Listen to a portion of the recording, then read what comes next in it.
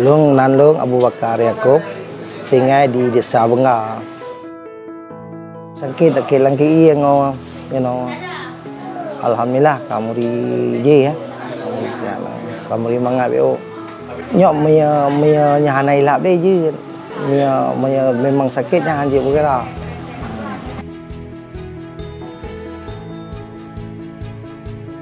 Alhamdulillah na tengok si kamangan na tian. Awai tengok musik jengkok nyok ada dua kamangan na rian. Alhamdulillah mi lawinyo an sabali lagi awai pak. Kino kamangan ada mengisi hana dame keluarga jid kata dua kamangan pak.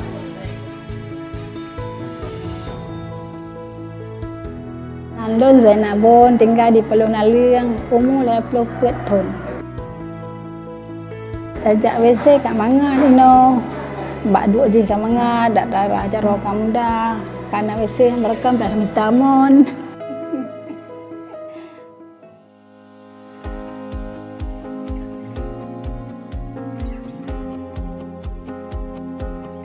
Berdasarkan penilaian dari Tulwaswid kami dari tahun 2022 sampai 2023, Puskesmas Kemala masih kategori merah, mungkin masih banyak perlu perbaikan supaya nanti meningkatkan mutu layanan kami di UPTD Puskesmas Kemala.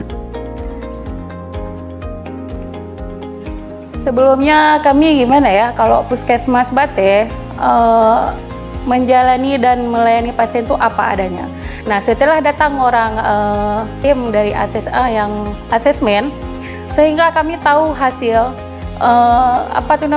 kekurangan dan fasilitas dan evaluasi kami di pelayanan Puskesmas Bate, Pak. Seperti kita tahu, instrumen Wasfid ini menjadi evaluasi kita untuk menilai bagaimana jalannya sistem operasional di Puskesmas. Seperti contohnya air. Air kan seperti kita tahu memang sangat mendasar untuk bagaimana untuk jalannya Puskesmas. Terkait dengan penampungan air, selama ini di Puskesmas Kemala kami mengalami kebocoran di penampungan airnya, sehingga pada saat penggunaan air untuk pelayanan di Puskesmas, kami harus terus-menerus menghidupkan pompa air.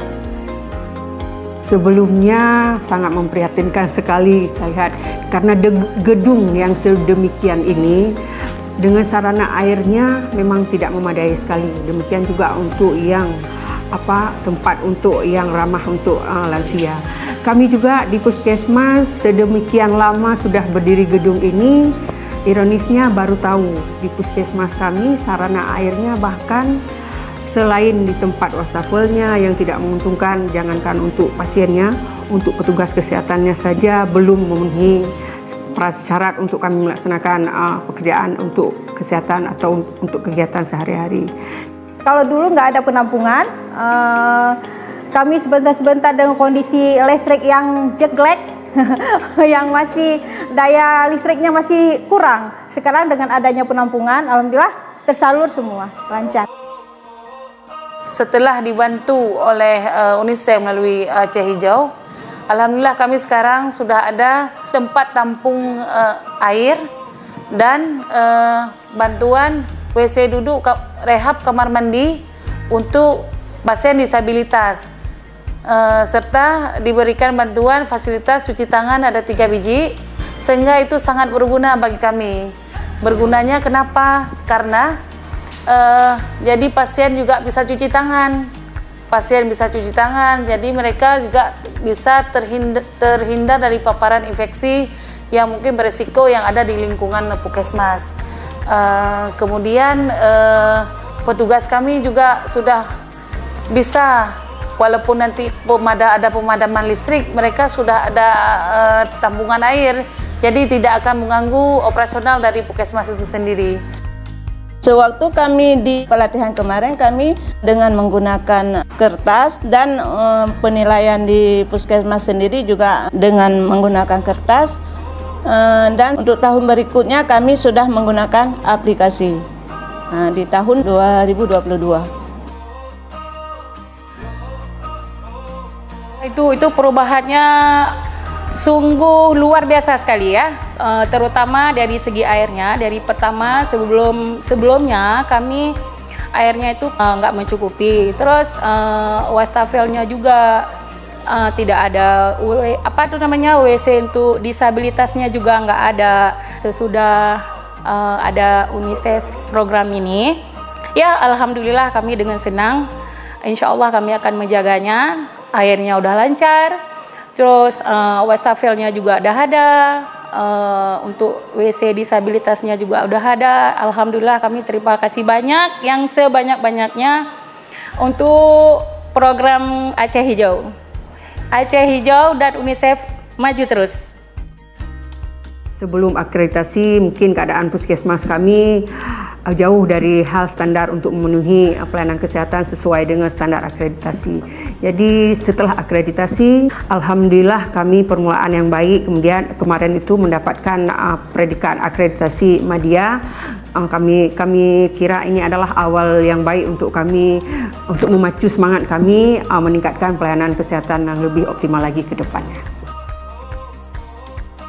Sangat apresiasi, terima kasih yang sebesar-besarnya kepada khususnya Yayasan Aceh Hijau yang sangat membantu kami, apalagi saat ini memang kami dengan kawasan puskesmas daerah wilayah terpencil seperti ini sangat membutuhkan perhatian dari luar. Dengan kondisi kita jauh dari rumah sakit, kita dengan pasiennya yang cukup banyak, wilayah kerja kita juga luas, penduduk kita juga sangat banyak. Untuk 26 puskesmas ini kita nomor 2 di PD terbanyak, Pak ya.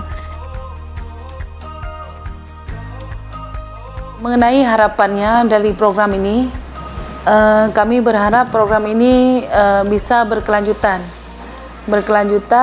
terutama untuk puskesmas Kemala untuk kami sendiri, dan juga mungkin puskesmas lain yang berada di Kabupaten PD.